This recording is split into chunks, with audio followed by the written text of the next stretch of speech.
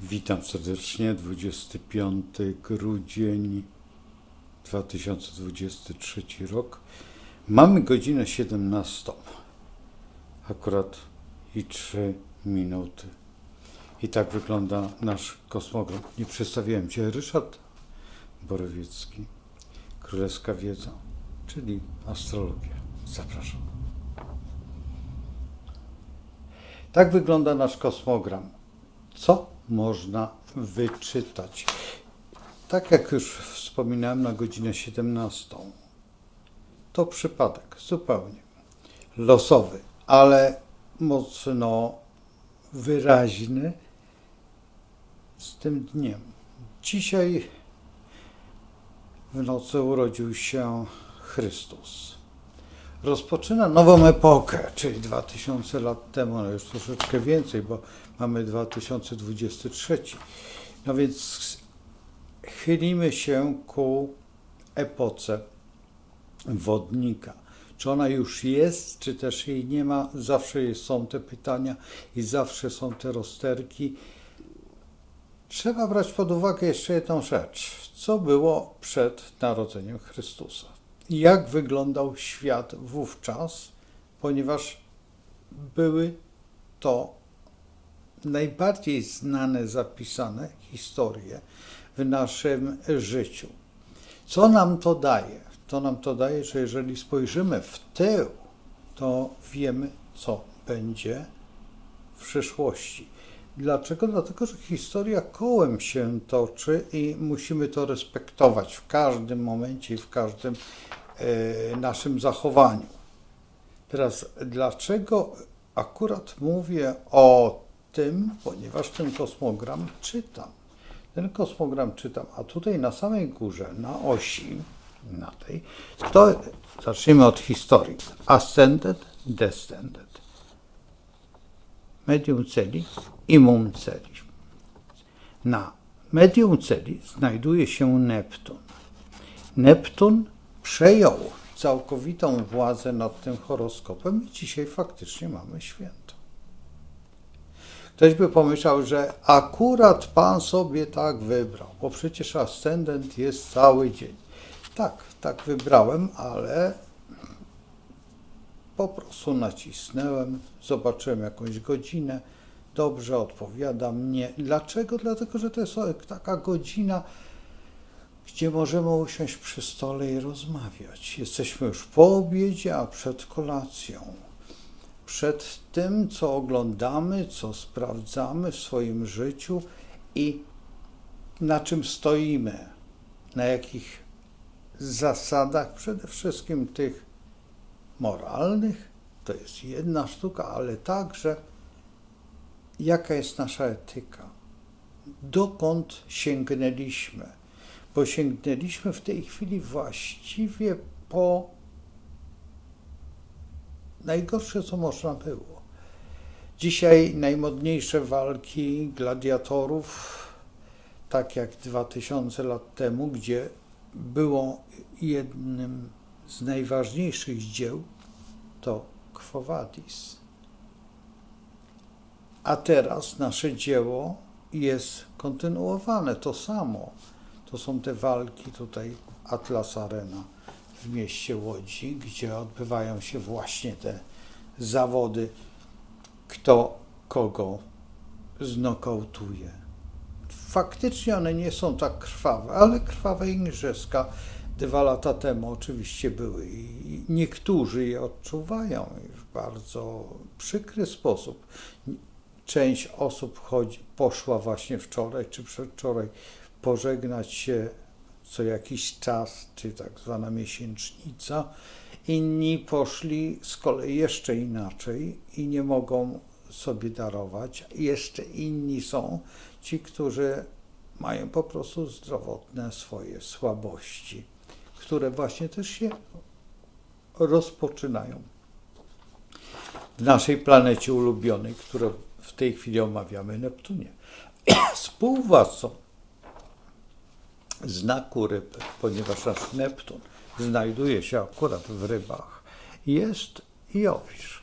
Jowisz znajduje się w byków, czyli w posiadaniu, więc kiedyś był władcą ryb, za dawnych czasów oczywiście tylko greckich, bo jeżeli spojrzymy jeszcze dalej w historię, to oczywiście, że ten Pluton istniał i wszystkie planety istniały, to tylko osoby, które nie zauważyły tego na tabliczkach chaldejskich, gdzie na tabliczkach chaldejskich jest od Plutona, więc już znano wtedy.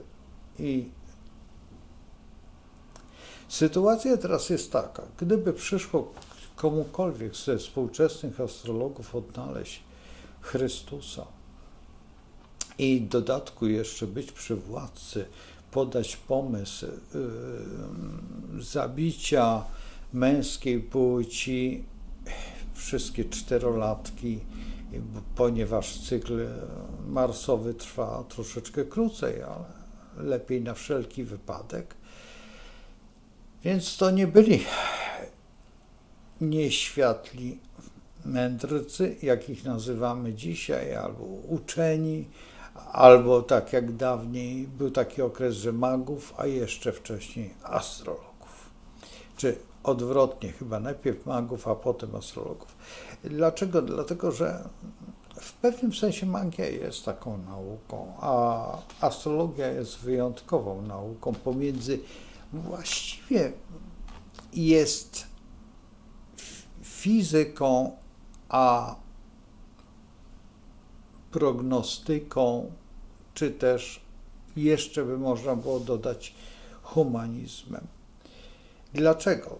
Powodem jest to, że planety to są efemerydy. Efemerydy jest to ustawienie planet w odpowiednim miejscu, które są na nieboskłonie. I one mają w stosunku do siebie aspekty. Aspekty są to kątowe, no takie są na przykład jako pozycja, którą każdy zna. Planeta naprzeciwko siebie jest trygon, czyli trójkąt. Potem jest kwadratura. Jest tego mnóstwo tych figur, naprawdę bardzo dużo. Używamy w astrologii właściwie 3 do 4 góra. W interpretacjach bardzo poważnych do 6. Jeżeli bierzemy kwinkus, ale tak szczerze mówiąc, na kwinkusie, rozeta kwinkusów jest najtrudniejszą interpretacyjnie i podejrzewam, że nawet w literaturze jest bardzo mało o kwinkusie, dlatego że to jest nieskończony cykl. I całe szczęście, że jest nieskończony, bo gdyby był skończony, byśmy mieli komputeryzację astrologii, a tak to nie ma komputeryzacji, mimo że jest. Ale jest to mniej więcej coś takiego, jakbyśmy chcieli polizać lizak przez szybę, albo cukierki przez szybę. Pamiętacie, kiedyś były takie filmy, że takie małe dzieci były przytulone do szyby. Akurat jest to taki temat bożonarodzeniowy, kiedy cukierki wiszą na choince, a my nie możemy dotknąć ich. Dlatego, że one zdobią. Kiedyś ciasteczka się wieszało, zresztą całe dobro się wieszało. Ja pamiętam, że pod choinką nawet kluczyki od samochodu leżały, dlatego, że ktoś komuś dał jakiegoś Maybacha na przykład. Czy zdarzało się tego? Nie byłem świadkiem, ale zawsze mile widziane takie prezenty. Nie posiadam prawa jazdy, także nie za bardzo bym chciał to mieć. I jeżdżę za to doskonale na innych sposobach literackich, nazwijmy. No i też na tym kółku zodiakalnym, który nazywamy bardzo często mandalą, co mandala jest w gruncie rzeczy też nieskończonością. O mandali można naprawdę wiele i tutaj pewnie interesujecie się, co to jest. To są żywioły po prostu, jeszcze nieskończone, ale one są już. Tutaj oczywiście kup do yerby. No. To jest właśnie moja ulubiona yerba Amanda, którą bardzo lubię i zawsze ona jest tutaj u mnie. No i tych naczyń mam dosyć sporo, to dlatego, że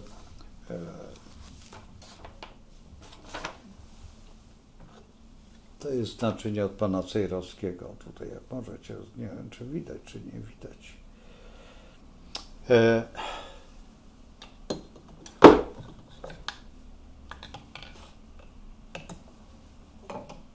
Nie wiem gdzie jest to. To jest chyba od pana Cejrowskiego też, ale nie jestem pewien. Najbardziej lubię tą, bo ona jest rozbieralna. Dlaczego mówię o yerbie? Bo yerbę także ujarzmili, czy też jezuici franciszkanie. I jedna z yerb ma symbole właśnie jeszcze Krzyża Jerozolimskiego, jeżeli się nie mylę. Jeżeli to jest Krzyż Jerozolimski, mogę pomylić. Ale oprócz tego yerba jest traktowana jako napój boski. Nawet dzisiaj przy Bożonarodzeniowym to jest wyjątkowo napój. I proszę jeszcze jedną rzecz zachować, to jest bardzo ważne. Wszyscy bardzo szanują yerbę i jeżeli wypijemy, proszę oddać te nie do zlewu, nie tam gdzieś wyrzucamy, tylko bierzemy to do woreczka jakiegoś i wyrzucamy do ogrodu czy do parku. Ja wynoszę, akurat mam taki fragment takiego trawnika, coś takiego, tylko że tam sadzimy winorośla, jakieś dziwne rzeczy, na razie brzuski i tam użyźniam. Po prostu wyrzucam to, wszyscy sąsiedzi wiedzą, nikt się nie denerwuje. Zresztą ja to robię oficjalnie, to nie jest takie. I tak wyrzucam także fusy z kawiarki, kawy. To nie dlatego, że fusy z kawy dają lepszą ziemię. Zagadałem was, ale trudno, jeżeli pijecie yerbę, proszę nie wyrzucać, ponieważ to, co odebraliśmy naturze, trzeba oddać naturze. To jest taka zasada. Akurat przy yerbie bardzo to szanuję, dlatego że jest akurat dzisiaj Boże Narodzenie, pierwszy dzień. I o niektórych rzeczach musimy wiedzieć, dlatego żeby sobie nie robić kłopotu gdzieś tam w górze, kiedy będziemy. Ale dlaczego mówię o tym? Zaraz wam pokażę. Tutaj mamy węzły księżycowe, które są bardzo trudne interpretacyjnie. I tutaj mamy Chirona. Chiron jest właściwie można go potraktować jako planetę, która to jest planetoida, co prawda bardzo malutka i ona nie ma swojego miejsca w panteonie zodiakalnym, czyli nie jest przypisany żadnemu znakowi. I Chiron jest taką planetą w założeniu bardziej medyczną, filozoficzno-medyczną, ale idącą do filozofii, ale tej związanej właśnie z naszą psychiką, medycyną. Pamiętajmy jeszcze o jednym. Wszystkie choroby, jakie są związane z naszym układem nerwowym. I pamiętajmy o tym. Czyli dokładnie z Merkurem. Gdzie Merkury się znajduje? O dziwo, bardzo blisko naszego Słońca i Marsa i tutaj Słońca, które Słońce jest dzisiaj właśnie w słynnej mojej dładzie, proszę zwrócić uwagę, tutaj w to miejsce, wodnika.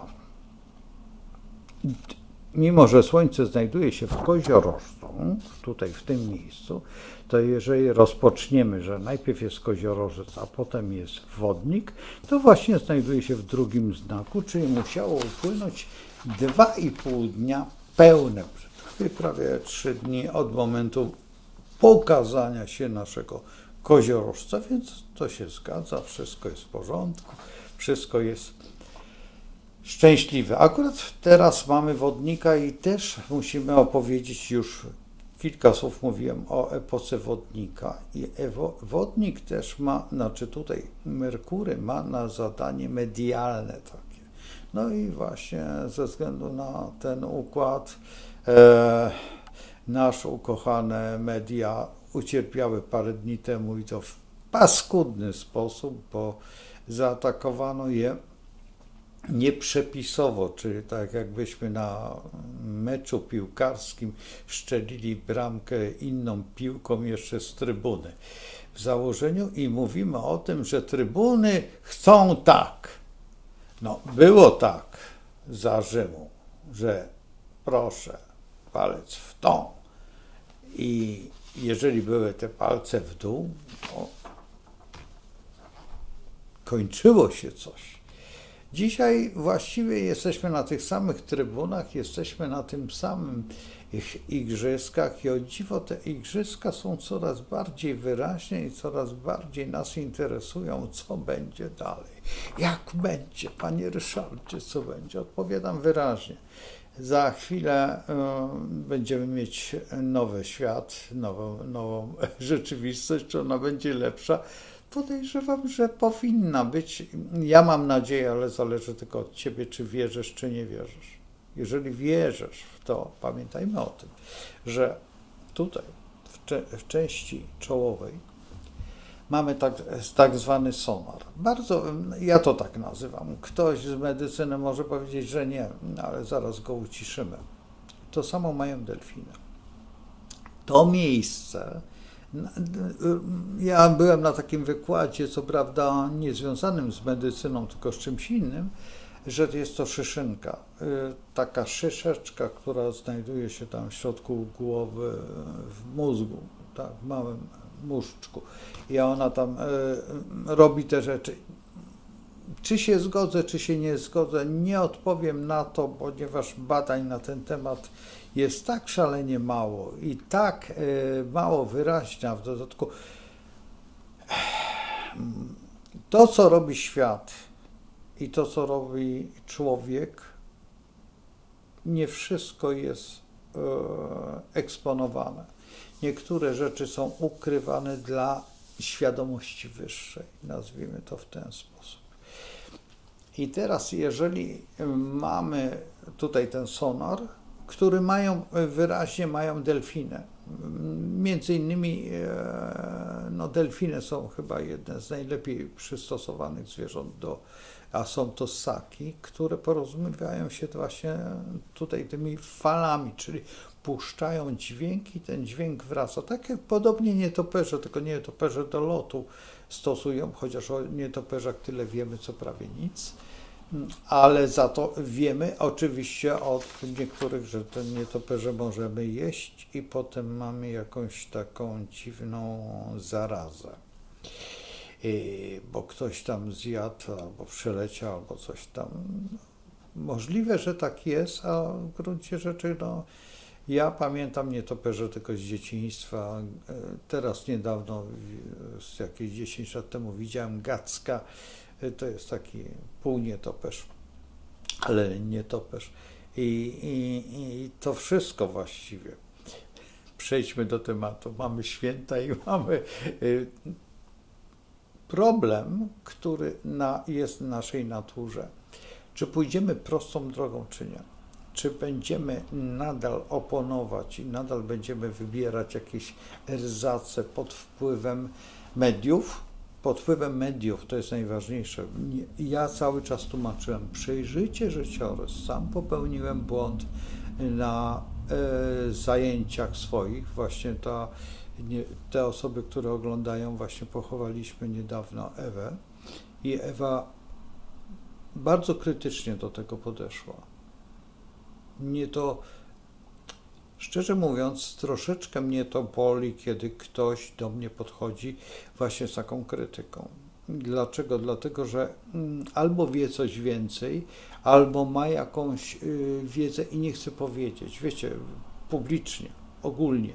Ja przyznaję się szczerze, nie wiedziałem, że ten człowiek był kiedykolwiek właśnie związany z pewną sytuacją, która ta sytuacja powinna wykluczać.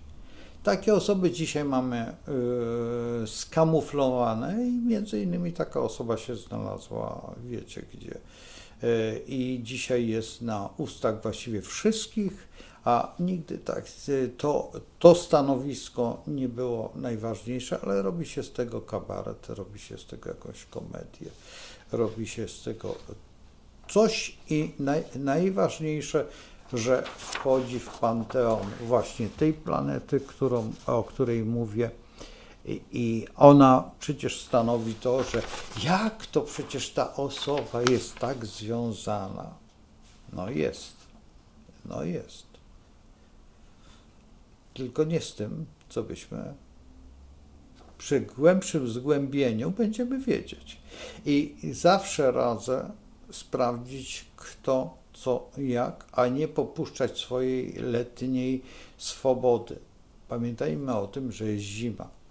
Kiedy dawniej były zimy, to najprzyjemniejszą rzeczą było znaleźć się w saniach i trójką, albo nawet jednym koniem udać się do kościoła tymi saniami. Pamiętam, kiedy ja właśnie spędziłem kilka takich zim i właśnie saniami jechaliśmy na pasterkę.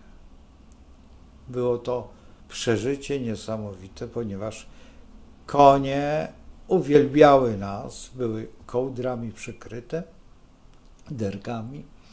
To było widać, że się konie cieszą, te dzwonki, te pochodnie, to wszystko, to było przepiękne. I tak żeśmy świętowali Narodzenie. I mam nadzieję, że ta tradycja wróci wreszcie, bo może gdzieś jest. I na pewno jest, bo Bóg się rodzi. Moc truchleje. Znacie to. Przeanalizujcie to przy stole. Dlaczego? Dlaczego truchleje? I kto truchleje? Kto? I czy dzisiaj nie potrzeba tego samego? Ponieważ świat się na tyle kształtuje, na ile się kształtujemy my i na ile my wiemy i na ile protestujemy.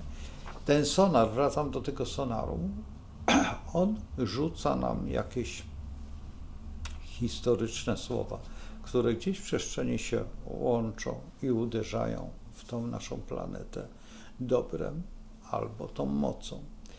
Moc ma zawsze na zadanie zniszczenie czegokolwiek, co jest, przypuśćmy, niezbyt lojalne, niezbyt frasobliwe, niezbyt światopoglądowe. No można by też tak i tak powiedzieć, ale najważniejszą w tym wszystkim rzeczą jest to, że jesteśmy zbudowani w ten sposób, że mamy prawo do stanowienia o sobie i wyboru, w którą stronę chcemy pójść, ale tutaj pamiętajmy, że musimy się oprzeć o jedno, co jest najważniejsze, które stało się dużo wcześniej przed narodzeniem Chrystusa, czyli wejście na górę i otrzymanie dekalogu przez człowieka, który zwał się, wiecie jak? Mojżesz. I kiedy szedł, zastał właśnie cielca, czyli byka. I się strasznie zdenerwował, ponieważ wówczas nastąpił bunt i trzeba było ten bunt zmienić na dobro. I pamiętajmy o tym, że nadal są ci, którzy podjudzają, a wsadzają to w nas, że to my odlewamy cielca. Tak nie jest. My walczymy o swoje. I o swoje, jeżeli walczymy, to proszę zwrócić uwagę. Tutaj księżyc jest w bliźniętach, gdzie jest dwoistość myśli i proszę zwrócić uwagę, gdzie jest nasz kochany byk i Uran, który tutaj z Jowiszem daje te rewolty, ponieważ Uran jest rewoltą, zmianą, ewolucją lub rewolucją. Ewolucja następuje pomału, rewolucja następuje bardzo szybko. Teraz, jeżeli jest plan, przypuśćmy 100-letni, czy przyjmijmy, że 1000-letni, to my tego nie widzimy w tej ewolucji 1000 lat. 100 lat już też nie zauważamy. Widzimy, kiedy on się następuje w ciągu 3, 5 do roku, do 5 lat. Zwróćcie uwagę, ile trwała rewolucja francuska, ile trwała rewolucja rosyjska. I zwróćcie uwagę, te dwa kraje są spod tego samego znaku i hołdują jednemu, właśnie temu, co najbardziej zagraża. W tej chwili najbardziej niebezpiecznym krajem jest Francja dla chrześcijan. Rosja, czy jest? No, zastanówmy się. Była druga. Mamy jeszcze na to czas. Ale tutaj przygraniczni już zmieniają datę świąt. Co w rzeczywistości, jeżeli jest tradycja, pamiętajmy o tym, że Chrystus nie urodził się z 24 na 25 grudnia, tylko urodził się gdzieś w okolicach marca. Dlaczego? Dlatego, że w zapisie biblijnym jest, że wtedy już wyproszono po prostu zwierzęta na pastwiska. I chociażby ta stajenka była pusta. Tam nie było zwierząt wszystkich. Tam było już wolne miejsce. Dlatego Matka Boska urodziła w tej stajence czy w tej grocie, nieważne w czym, ale wówczas i jeszcze jedna rzecz, Herod sobie zażyczył wtedy spis. I Matka Boska szła na spis, więc dokładnie spisy są spisane w Rzymie i w innych miejscach, ze względu na to, że to był coś takiego, no można to porównać do złożenia PIT-u. My PIT też składamy mniej więcej w tym samym czasie. Historycznie tak jest. Proszę na to zwrócić uwagę. To jest wczesna bardzo wiosna, więc okolice gdzieś ryby i dlatego też Chrystus otwiera właśnie epokę ryb. I udowodnił to chodząc po wodzie, angażując rybaków, ale to jest dalsza część, którą będziemy omawiać przez cały czas, ponieważ jeszcze mamy do tego Trzech Króli, który jest świętem wyjątkowo astrologów, ale będziemy o tym w dalszej historii dysputować. I ta dysputa będzie trwać właściwie przez cały rok, ponieważ obojętne, czy dotykamy tego wspaniałego kosmogramu, który nazywamy go mandalą, a mandala jest mandalą życia, czyli środkiem od pewnego punktu idące dookoła, do zamknięcia tego wszystkiego i zreferowania danej sytuacji życia, czy też przestrzeni.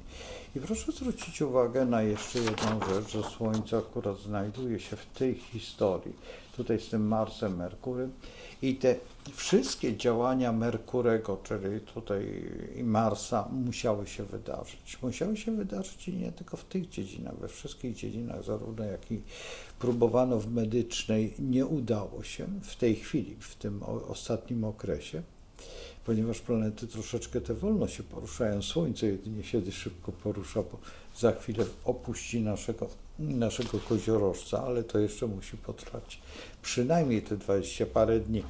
A na razie to, co się stało, i Mars jest nadal w Strzelcu, Merkury też, a Merkury to jest filozofia i atak na naszą godność, na nasz statut, nazwijmy to, świadomości, czy pełni rozwoju myśli. Także mamy do tego, tutaj do tej sytuacji mamy bardzo dużo pytań, bardzo dużo odpowiedzi i wiele znaczeń. Teraz jeżeli przyjrzymy się następnej rzeczy, którą tutaj, akurat na tą godzinę, mamy tutaj Jowisza, Chirona i Neptuna, więc Chiron nie jest akurat bratem, ale Jowisz z Neptunem są braćmi. Jeszcze do tego potrzeba Plutona, który jest, jakby nie było, Pluton jest w układzie z Jowiszem, czyli jest tak zwana kwadratura. O, tutaj jak mamy Jowisza i tutaj mamy akurat Plutona. O, i tutaj występuje taka kwadraturka. Nie wiem, czy widać. Zaraz, ja muszę to... tak. O, macie. To jest tu. O, tu. Mamy tą kwadraturkę. I ta kwadratura nie daruje. Ta kwadratura nie daruje, dlatego że Pluton z Jowiszem się świetnie rozumią. Pluton, jeżeli patrzymy na to, to jest władca Hadesu, a z kolei Jowisz jest władcą Olimpu, czyli Ziemi, na to wszystko, co jest na Ziemi. Oni razem współpracują. Hades, w Hadesie były produkowane tutaj Pluton, no to można by tak porównać zawsze tak, że to jest Hefajstos. I Hefajstos trzepie te pioruny dla naszego Jowisza. Jowisz tam je rzuca, albo Zeus, Kosmadeus. No nie aż tak, ale bliski. I pamiętajmy o tym, że jesteśmy cały czas w czasie Saturna. Saturn teraz, musicie sobie z mitologii zobaczyć, kim był dla nich, jaka jest różnica i dlaczego oni tak postępują, dlaczego oni tak chcą, bo jeżeli chcecie się uczyć astrologii, czy są osoby zgłębić tą wiedzę, ta wiedza jest przeogromna i ona się toczy cały czas swoim cyklem, bardzo monotonnym, tylko nasza pamięć jest niemonotonna. My uważamy, że coś nowego, nic nowego, postępowanie nasze od przynajmniej 40 000 lat jest identyczne, cały czas rodzimy się, cały czas odchodzimy, cały czas ten cykl jest odnawialny o następne pokolenie, czyli się zmieniliśmy. No jeżeli mówimy o ewolucji, no to na pewno żeśmy się zmienili. Przypuśćmy 2000 lat temu Mojżesz, czy 4000 lat temu tam jakaś mumia, czy no ja nie mówię o tej mumii tam na Placu Kremlowskim, bo to też jest mumia, ale to jest mumia zupełnie innego typu. I właśnie ta mumia, to myślenie jeszcze nadal istnieje. I to myślenie we Wrocławiu postawiło pomnik papieżowi, bo powiedział, że pierwszym komunistą był Chrystus. Fakt. Podlegamy w pewnym sensie komunizmowi. Kiedy idziemy do komunii, wtedy jesteśmy komunistami. To jest fakt. To jest jedyna rzecz, że wszyscy jak jeden stajemy się. I to wykorzystano to słowo, wykorzystano ten cykl cały taki, ale pamiętajmy jeszcze o jednej rzeczy, najważniejszej, że w tym wszystkim jesteśmy my i my mamy się czuć tak, jak byśmy się chcieli czuć, tak jakbyśmy byli władcami siebie i nie należeli do nikogo. To jest jedna z najważniejszych cech. I właśnie do tego nam potrzebny ten sonat czołowy, ta myśl, którą puścimy gdzieś przy tym stole wigilijnym.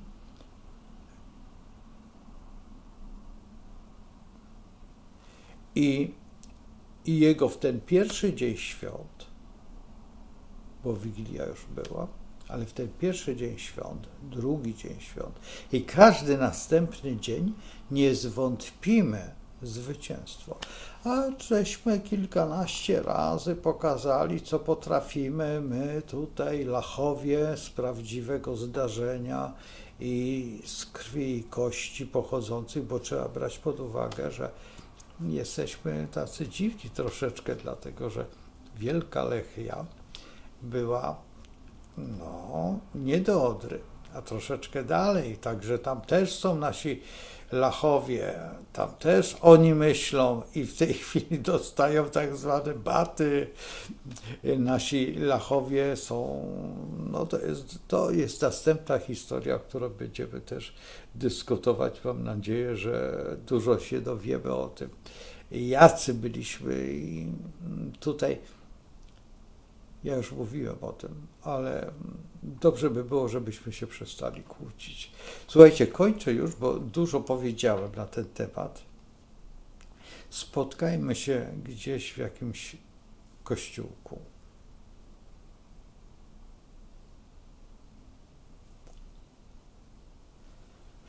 Ja najbardziej lubię chodzić do świętego Antoniego i tam mu dać parę groszy, żeby się stało.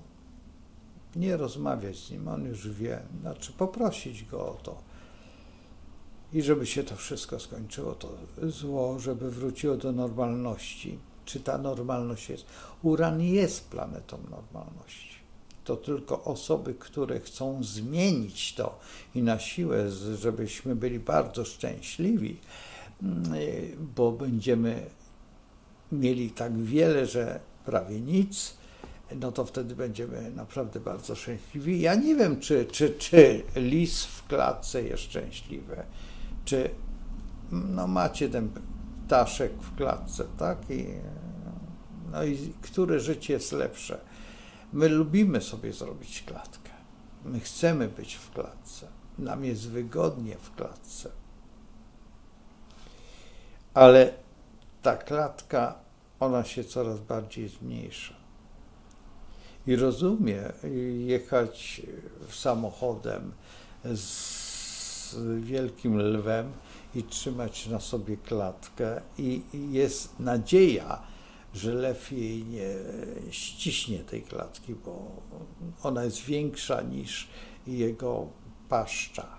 I to jest tylko ta nadzieja, także, ale to są filmy humorystyczne, które pamiętam z dzieciństwa, na pewno Państwo też. No ale ten cyrk niech się zakończy wreszcie i mam nadzieję, że on się skończy.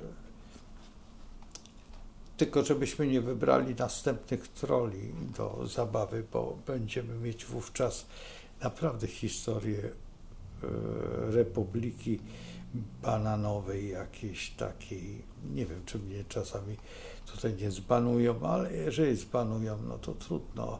Te wiadomości przy stole są ważniejsze, także obejrzyjcie. Zastanówcie się nad swoim postępowaniem i nad postępowaniem i życiem. Właśnie przejrzyjcie to życie Chrystusa. Tylko w apokryfach, proszę, naprawdę Chrystus nie miał tak lekko. Naprawdę trudne rozmowy z Ojcem, bardzo ciężka rozmowa z wygraniem i poddaniem się tej ofierze. Za nas.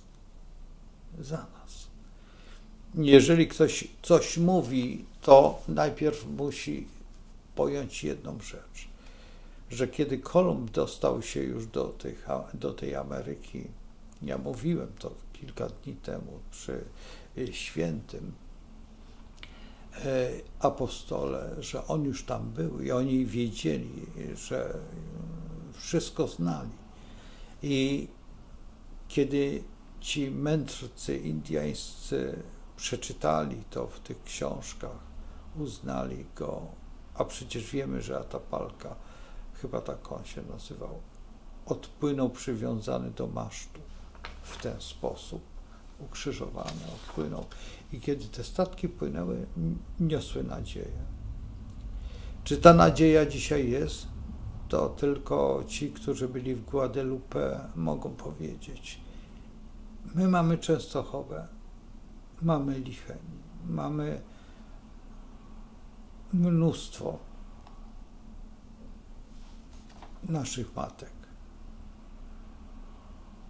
I właściwie to jest to, żebyśmy byli wszyscy jak najbliżej Matki Chrystusa. A Chrystus niech pokazuje nam tylko drogę. A ona miała naprawdę ciężki los z tym małym Joszuą. Ciągle on coś tam robił, co było niezrozumiałe dla wszystkich. Z świątyni kupców wywalić to jest naprawdę wielki sukces. A dzisiaj zaczyna się w tych świątyniach. Trzymajcie się. Z Bogiem. Do zobaczenia.